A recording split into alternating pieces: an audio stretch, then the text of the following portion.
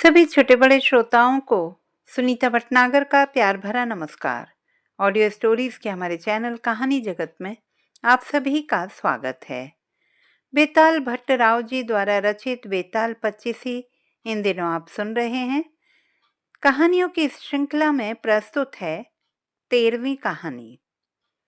बनारस में देव स्वामी नाम का एक ब्राह्मण रहता था। उसके हरिदास नाम का एक पुत्र था। हरिदास की बड़ी सुंदर पत्नी थी। नाम था लावण्यवती।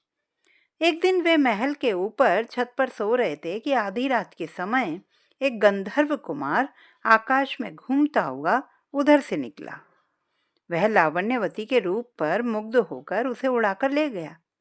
जागने पर हरिदास ने देखा कि उसकी स्त्री नहीं है, तो उसे बड़ा दुख हुआ और वह मरने के लिए तैयार हो गया। लोगों के समझाने पर वह मान तो गया, लेकिन यह सोचकर कि तीर्थ करने से शायद पाप दूर हो जाए और स्त्री मिल जाए, वह घर से निकल पड़ा। चलते चलते वह किसी गांव में एक ब्राह्मण के घर पहुंचा। उसे भूखा देखकर ब्राह्मणी ने उसे कटोरा भरकर खीर दे दी और तालाब के किनारे बैठकर खाने को कहा। हरिदास खीर लेकर एक पेड़ के नीचे आया और कटोरा वहां रखकर तालाब में हाथ मुंह धोने चला गया। इस बीच एक बाज किसी सांप को लेकर उसी पेड़ पर आ बैठा और जब वह उसे खाने लगा तो सांप के मुंह से जहर टपक कर कटोरे में गिर गया। हरिदास को कुछ पता नहीं था। वह उस खीर को खा गया। जहर का असर होने पर वह तड़पने लगा और दौड़ा दौड़ा ब्राह्मणी के पास आकर बोला, तूने मुझे जहर दे दिया है।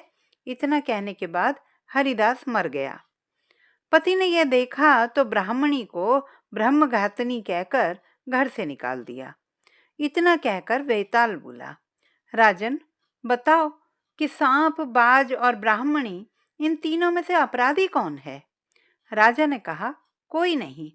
सांप तो इसलिए नहीं क्योंकि वह शत्रु के वश में था।